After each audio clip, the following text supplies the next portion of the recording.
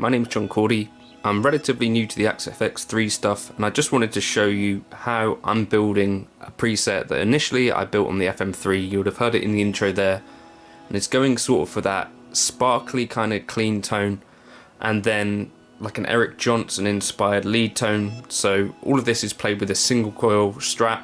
It's a really thick, juicy lead tone, you know, suitable for lead playing in the style of Satriani, Eric Johnson, Steve Vai, that sort of stuff. So I just wanted to show you how I go about building that. Personally, I like to use the actual unit itself, as I think it's a good kind of training ground for when eventually these get taken out on gigs and stuff. So whatever unit I'm using, I like to use the actual unit. So we go into layout, and then I'm going to press enter here.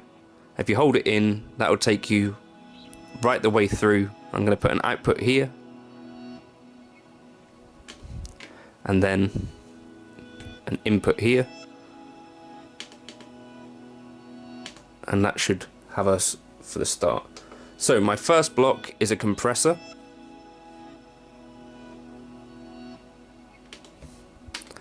and it is the Studio FB Compressor 1.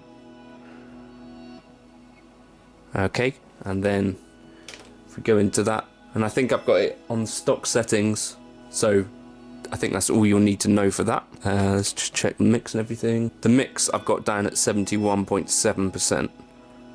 So playing with the mixer compressor is quite an interesting way to do stuff. So the next block I've got is a drive block, and it is the OD250. Okay, and the settings that I've got on this are drive up at 8.78,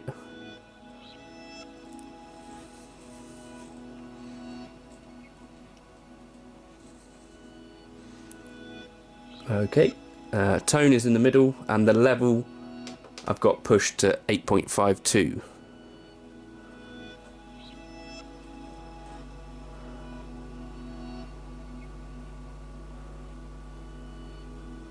So that's all good.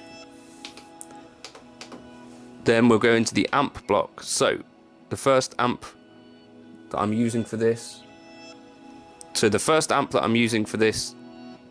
in channel 1 is the ODS 100 HRM. Obviously you've got loads of amps to pick from. ODS 100 HRM. So this is like a Dumble style amp, obviously. And then if I go in here, the input drive I've got at 9.13.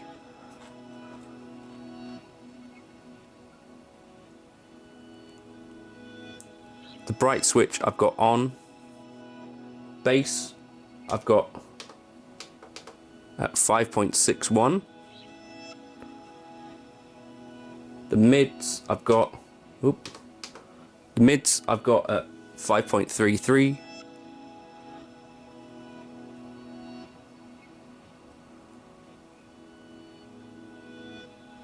The treble I've got at 4.43.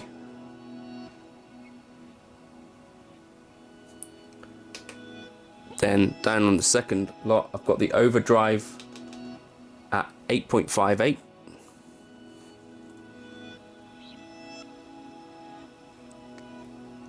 The presence, I believe, is all the way off. On the Dumble amps, you can get quite a lot of brightness, and I've already got the bright switch on, so that's cool. And then the level I've set down to -12, so that's stock. Then preamp boost, there's none of that on. Power amp, I think all of that is stock. So yeah, all of the deeper editing stuff is as default. Then we can go into the cab block.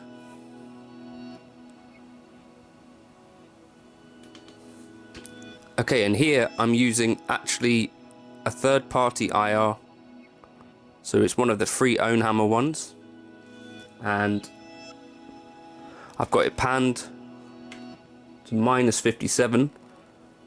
You'll see why in a second.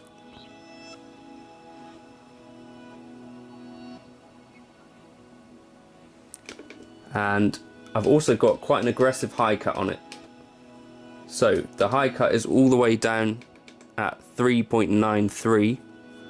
So go down 3.93.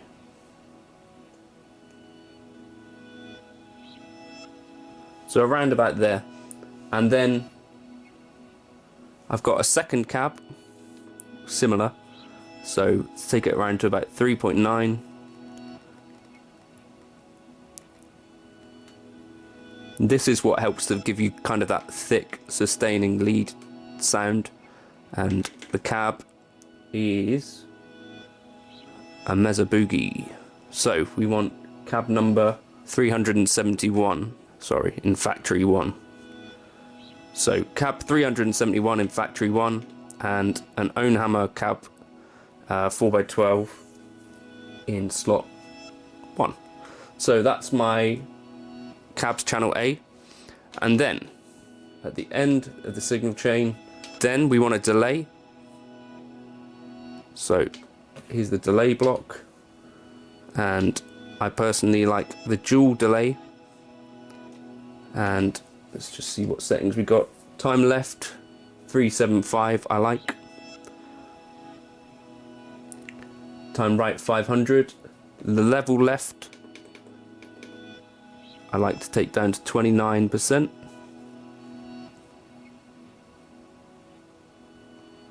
Same for level right.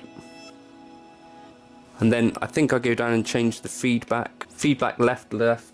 I'm going to turn up to 75. So it's quite a long kind of repeating delay. And right again 62. And then we'll just take it over to the mix page, and the mix I've got 15% and the level at 0, and that's my delay settings. And that's everything for this particular lead tone. But now what I want to show you is scene 3. So if I just store that for now. Now I want to show you scene 3, which will be my clean tone. And so for that, channel A is bypassed. And then the amp I want to change to arcing clean. So that'll be way back at the beginning, right? So arcing clean, and the input drive is at 6.13.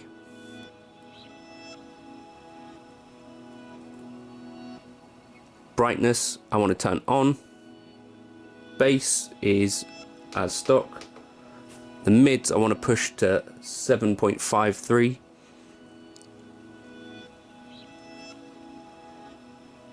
Treble stays where it is. Presence, and I think I turned the depth up. So the depth needs to go to 4.77. And then the master volume I pushed up to 7.88.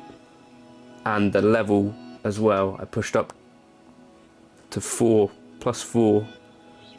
dB, just to compete a bit better with that fairly driven drive tone. And then we also get a switch in the cab to channel B. So in the slot 1 we're going to use that same user cab number 1, and then in slot 2 I'm using 971, the cab number,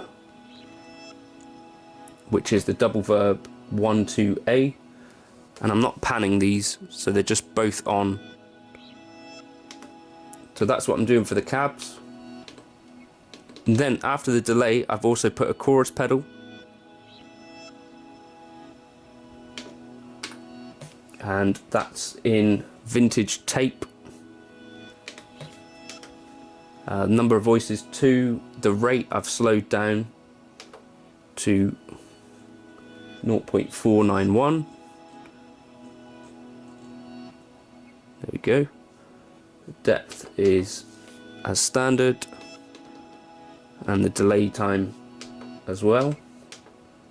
And then I think in the mix we'll have some different settings. So the mix I've turned down to 27%, 27.3 to be exact. Okay, so just store that.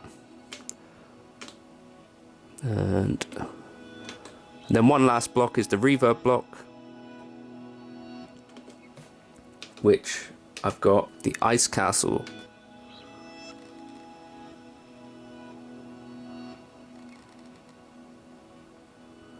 So just here, and the settings for that are as standard.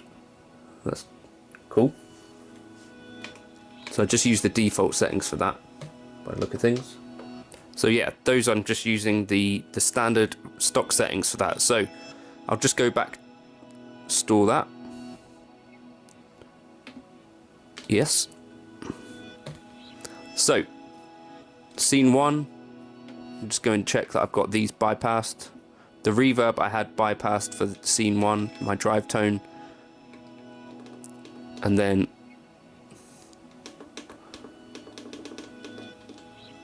scene 3, I've got those coming on. So that's what I've got going on in that particular preset. If you like the sound of that, those are the settings. Hopefully that gives you some idea about how I'm building the presets. I know on the unit itself this potentially takes a bit longer than clicking in with a mouse, but I do like to get a sense for how the thing actually works. So store it, and let's give it a name. So we'll call it JC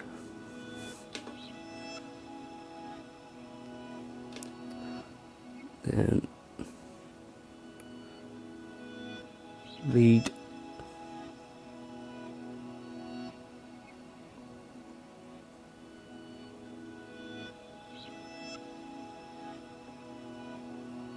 then just press save and enter.